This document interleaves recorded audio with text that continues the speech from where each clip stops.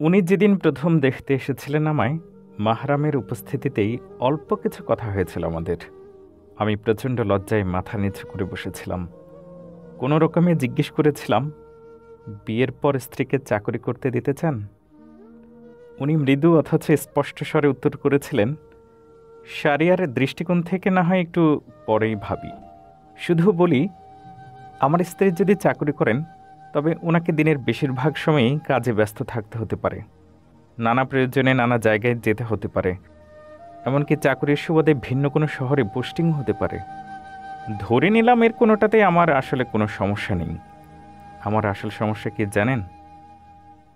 আমি আমার স্ত্রীকে ছাড়া থাকতে পারবো না। ওনার শেষোক্ত কথা শুনে হঠাৎ বুকের মধ্যে কেমন এক অদ্ভুত শিহরণ হলো। আমি আমার সকল জড়তা হুট করে ভুলে গেলাম। তড়িৎ গতিতে তার দিকে তাকালাম। তার চোখে চোখ পড়ল।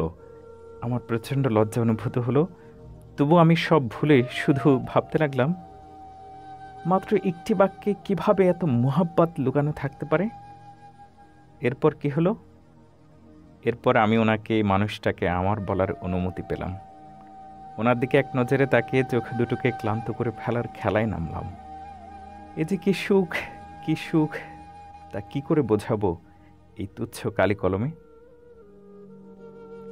উনি নিজে অবশ্য মাঝে মাঝে ছেলে মানুষই আচরণ করেন। আমার বাবার বাড়িতে দিয়ে আসার সময় কানের কাছে মুখটা এনে ফিস ফিস করে জিজ্ঞেস করেন, আমায় ছাড়া থাকতে পারবে তো? এতদিনে প্রশ্নটি শোনা হয়ে গেছে বহুবার। উনি উত্তর হিসেবে কি শুনতে চান সেও আমার মুখস্থ। কিন্তু তবু উনি যখন ফিসফিসিয়ে জিজ্ঞেস করেন, আমার কেন যেন পুরো শরীরে একটা শিহরণ বয়ে যায়। সেই প্রথম দিনের মতো কানে ভেসে উঠে ওনার সেই বাক্যটি, আমি আমার স্ত্রীকে ছাড়া থাকতে পারবো না। সে বাক্য আমায় শব্দহারা করে দেয়। উনি উত্তর না পেয়ে একটু অভিমানও হয়তো করেন, কিন্তু আমি কিছুতেই উত্তর করতে পারি না। দিনের পর দিন কাটে।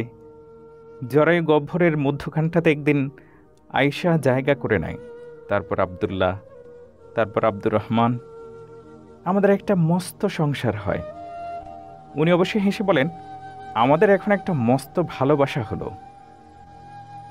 সমস্যা রয়ে যায় শুধু একটাই, আমি বাবার বাড়ি যাওয়ার কথা তুলতেই তার জ্বর এসে যায়। প্রথম দিকে ভাবতাম মিছিমিছি টাল বাহানা, তারপর থার্মোমিটার আমার ভুল ভাঙালো। একদিন মেপে দেখি 102.4 ডিগ্রি ফারেনহাইট। আর তিনি সেই জ্বর গায়ে আবার আমায় প্রশ্ন করলেন, আমায় ছাড়া থাকতে পারবে তো? 3 সন্তানের জননী আমি এখন। বয়স 40 ছুঁই ছুঁই। চুলের গোছায় পাক ধরল বলে তবু শিহরিত হই, তবু কেঁপে যায় আমার পুরো শরীর। উত্তরটা মুখস্থ থাকা সত্ত্বেও বলতে পারি না, শব্দহারা হয়ে যায় আগের মতোই। আজ এই মুহূর্তে আমাদের বিবাহিত জীবনের 19টা বছর শেষে হুট করে সিদ্ধান্ত নিলাম, এবার তাকে বলবই, ইনশাআল্লাহ বলবই। কেন যেন মনে হচ্ছিল আসলে এবার তাকে বলতে পারবো। অন্তরে এও অনুভূত হচ্ছিল, এবার আর না বললে হয়তো আর কখনোই বলা হবে না। উম্মে আয়েশাকে এবার তাই বলতেই হবে। আমি তাই মেঝে ছেড়ে উঠে আব্দুল্লাহকে ডেকে বললাম, আমি তোমার আব্বুর কাছে যেতে চাই একটু। আব্দুল্লাহ উত্তর দিল, জি আম্মি, আমি সব ভাইদের আব্বুর কাছ থেকে সরে যেতে বলছি। কিছুক্ষণ পরে আমি আয়েশার আব্বুর কাছে গেলাম। মানুষটা শুয়েছিল। আমি ওনার হাত ধরলাম এবং দীর্ঘ 19 বছরে প্রথমবার উনি আমার স্পর্শ পেয়েও মুচকি হাসিটা হাসলেন না। আমি এই অবহেলা মুখে বুঝে সহ্য করে নিলাম। ওনার কানের কাছে মুখটা নিয়ে ঠিক ওনার ভঙ্গিতেই ওনাকে বললাম, আমি আমার স্বামীকে ছাড়া থাকতে পারবো না আয়েশার আব্বু। বিস্ময়কর ব্যাপার হলো এটা যে উনি এই বাক্যটি শুনেও কোনো উত্তর করলেন না। যে বাক্যটি শোনার জন্য 19 বছর ধরে তরপাচ্ছিলেন, সে বাক্যটি শুনে তার অঙ্গভঙ্গির এতটুকু পরিবর্তন হলো না। এমনকি আমি তো বুঝতেও পারলাম না যে উনি আমার এই কথাগুলো শুনছেন কিনা। উনি যেন এখন অন্য কোনো মানুষ, যেন কোনো রহস্য। আচ্ছা, আপনারা কি কেউ জানেন গায়ে সাদা কাফন জড়ালে মানুষগুলো এমন অন্যরকম হয়ে যায় কি করে?